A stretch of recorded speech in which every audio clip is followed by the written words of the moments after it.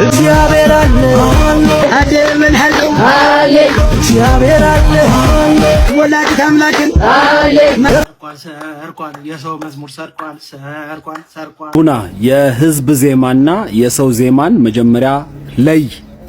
እኔ እኮ ተማርምል ጠልቼክ ሳልወድህ ቀርቼ ሳይሆን ትማር ኖሮ የህዝብና የግል ሰው ዜማን መለየት ትችል ነበር። የህዝብ ዜማ ማንም ሰው ዜማውን ወስዶ ቢሰራ ማንም ሊጠይቀው አይችልም። ምክንያቱም በሁለቱ ወንድሞች መካከል እንግዲህ ያው የተሰረቀ ነው ወይ ደግሞ አይ አልተሰረቀም የግለሰብ አይደለም የህዝብ ነው የሚል አይነት ሙግት ነው። እንደ ክርስቲያን ግን ከዛ በተለየ እይታልና ይገባል ብዬ አምናለሁ። የግለሰብ ነው ወይም የህዝብ ነው የሚለው አይደለም ቁም ነገሩ። ባለቤቱ ከዓለም ከሆነ የሚቀዳው አጋንንት ነው። እሱን ነው ማወቅ ያለብን። ዓለም ከሆነ የተቀዳው ባለቤቱ ህዝብ ነው ባለቤቱ ግለሰብ ነው አይደለም ቁም ነገሩ። ባለቤቱ አጋንንት ነው። ከዓለም የሆነ ሁሉ ከአጋንንት ስለሆነ ማለት ነው።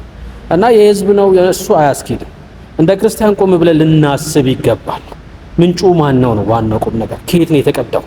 ከዓለም አይደለም። በቃ አጋንንት ነው ባለቤቱ ማለት ነው። ህዝብም ዜማውን ሊጠቀመው ይችላል፣ ግለሰብም ሊሆን ይችላል።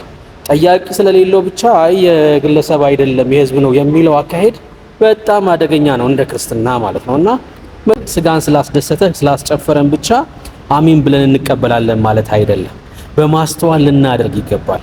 መስዋዕት ስለሆነ ሰው ከእግዚአብሔር ያልሆነን ነገር መስዋዕት አድርገን ልናቀርብ አንችልም። ከዓለም የሆነን ነገር ዋጀነው በሚል አጉል ንግግር መስዋዕት አድርገን ልናቀርብ አንችልም እና ጥንቃቄ ይፈልጋል።